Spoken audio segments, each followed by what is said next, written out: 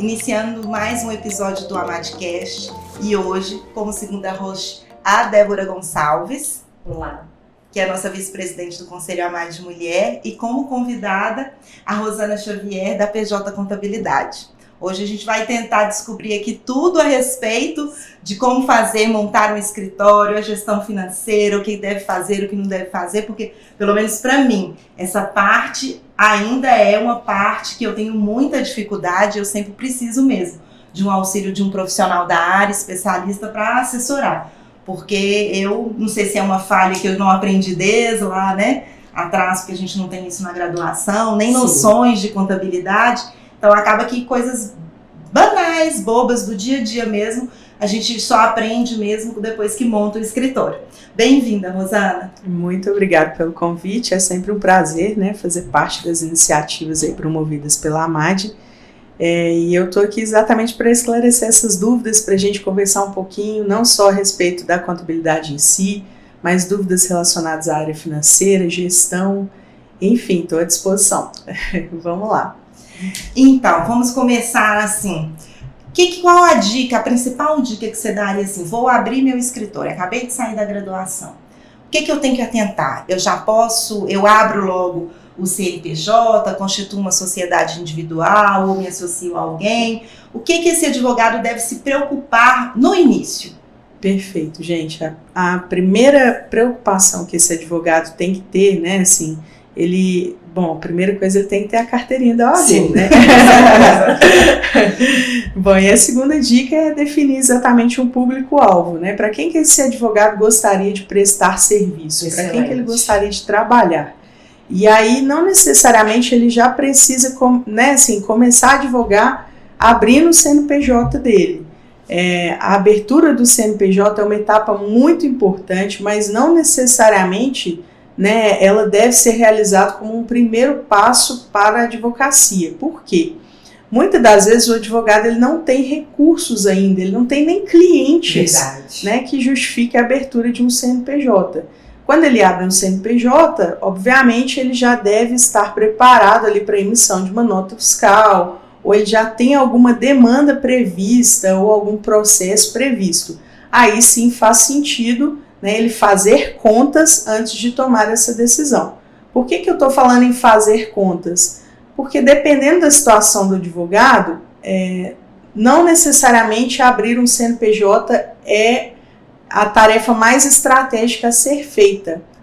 A gente precisa de entender direitinho o cenário, entender quais são as despesas desse advogado, porque muitas das vezes, né, trabalhar através da entrega de um carnê-leão pode ser, né, lucrativo no início de uma carreira. Então, a abertura de um CNPJ é uma etapa importante para a formalização, sim, desse profissional, para que ele seja, né, visualizado mesmo pelos clientes no mercado de uma forma mais profissional, inclusive. A abertura do CNPJ vai abrir portas porque ele vai passar a emitir notas fiscais, mas não necessariamente essa tem que ser a primeira etapa, não. A gente precisa de entender esse cenário e é por isso que na PJ a gente tem alguns simuladores, né? Onde a gente ajuda o advogado a perceber qual que é a expectativa de faturamento dele, a expectativa de despesas. Tem muitos profissionais que já têm pressa assim, de alugar uma sala e não necessariamente, não precisa de dar um passo aí maior do que a perna, né? Ele pode trabalhar até mesmo com escritórios compartilhados do próprio CAA num primeiro momento, até que ele esteja mais estruturado e estabelecido e tenha realmente essa necessidade de emissão de notas fiscais e, enfim, esteja aí eu diria, né, com a ambição de crescer de uma forma estruturada. Aí sim é o melhor momento para se pensar, né? E essa questão, assim, como que a gente começa a se organizar financeiramente dentro do escritório? O que você recomendaria? Então, na advocacia a gente tem algumas particularidades, né, e uma delas eu diria que é em relação ao recebimento do faturamento mesmo do advogado, né, dos honorários.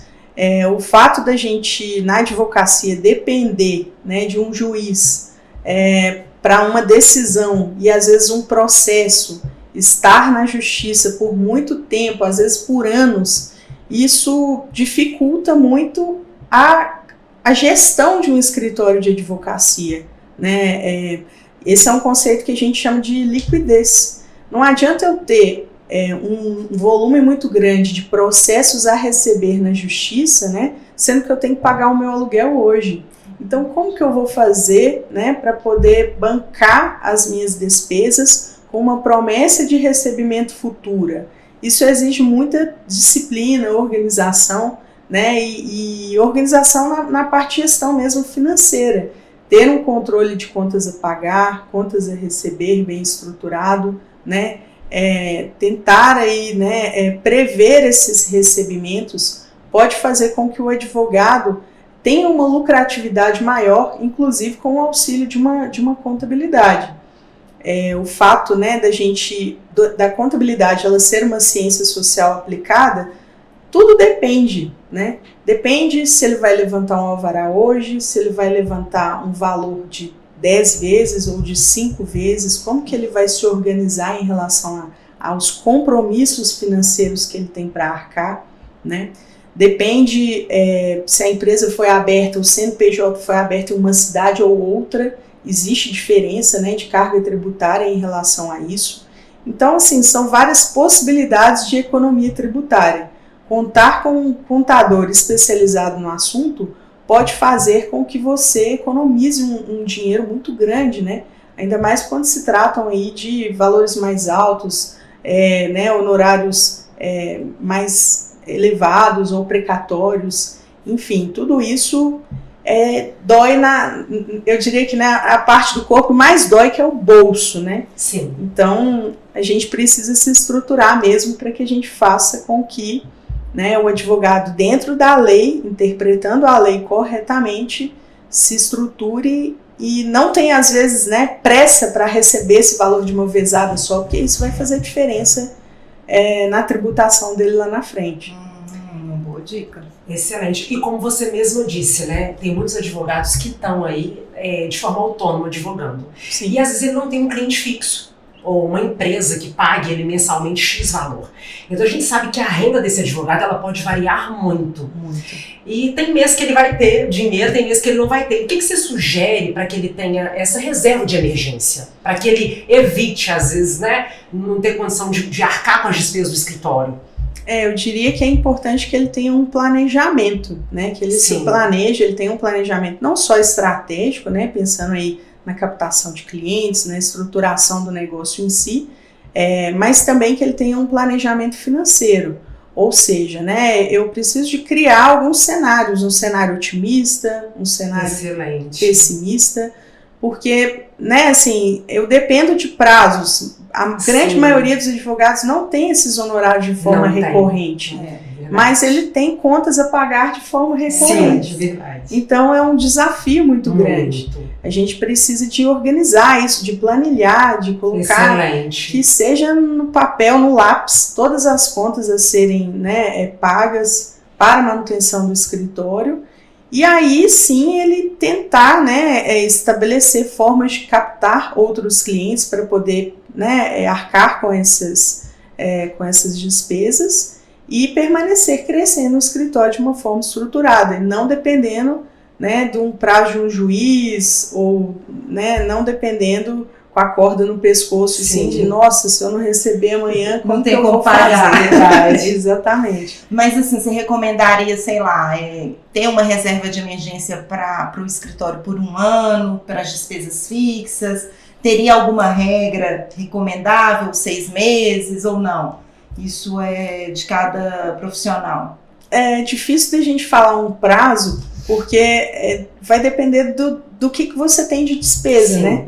A despesa de um escritório, se for uma sociedade unipessoal, ele não tem funcionários, né? Ele pode exercer até mesmo a advocacia da própria casa dele, ele pode não precisa de ter um aluguel, né? Ele pode às vezes utilizar um coworking ou um escritório virtual, exatamente.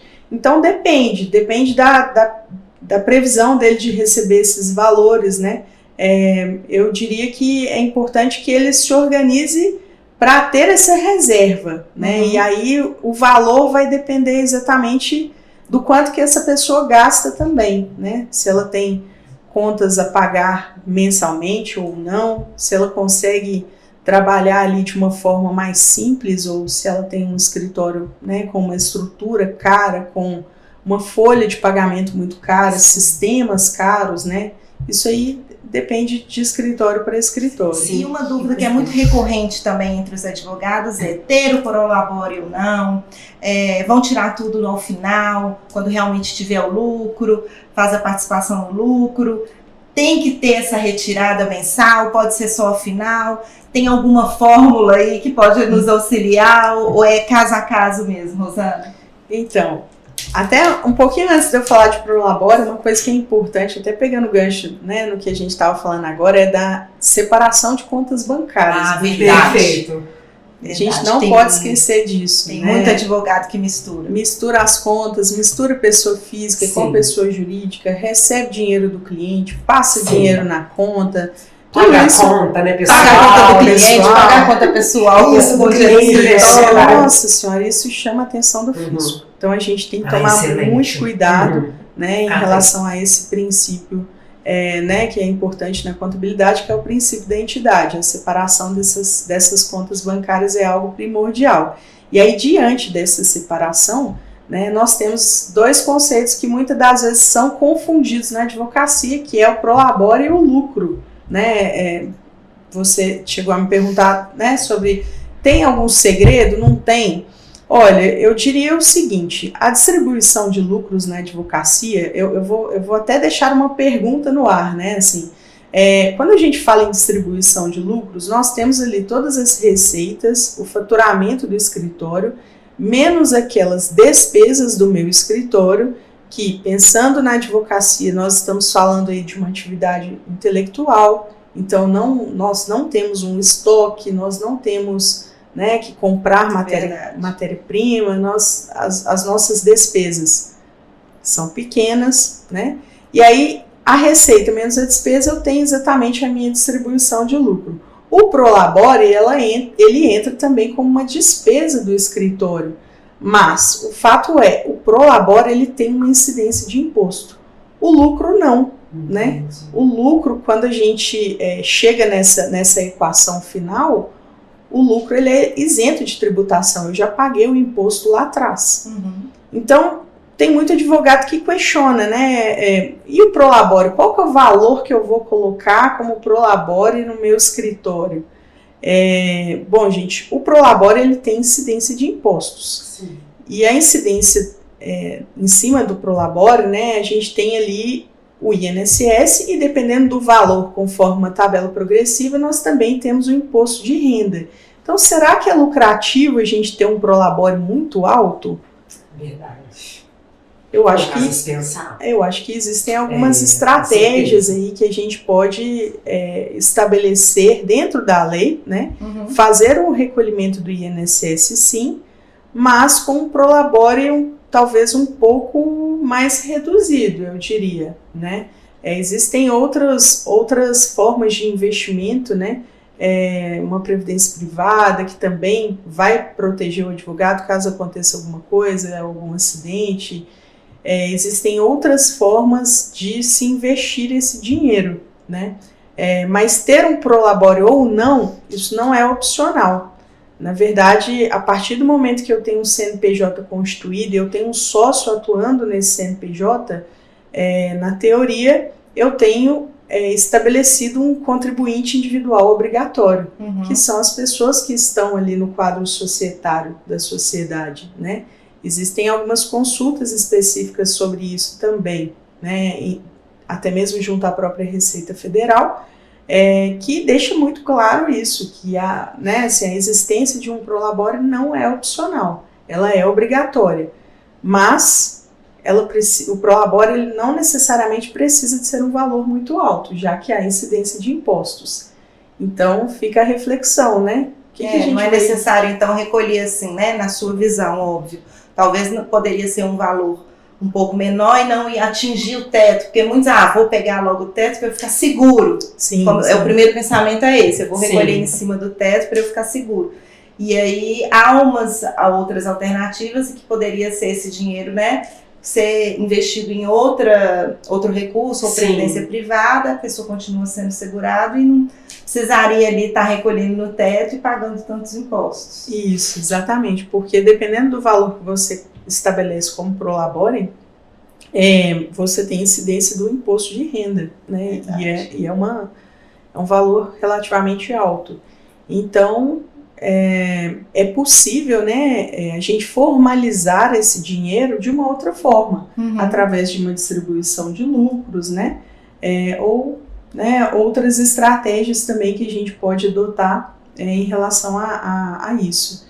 Então, ter ou não um prolabore é obrigatório ter, né? Sim. Até porque se você não estabelece um valor de prolabore, às vezes tem alguns advogados que correm esse risco, né? E acham que, eu estou pagando o Simples Nacional e lá dentro já tem o INSS. Não, na advocacia não. O INSS ele não está inserido junto ao Simples Nacional, ele deve ser recolhido à parte.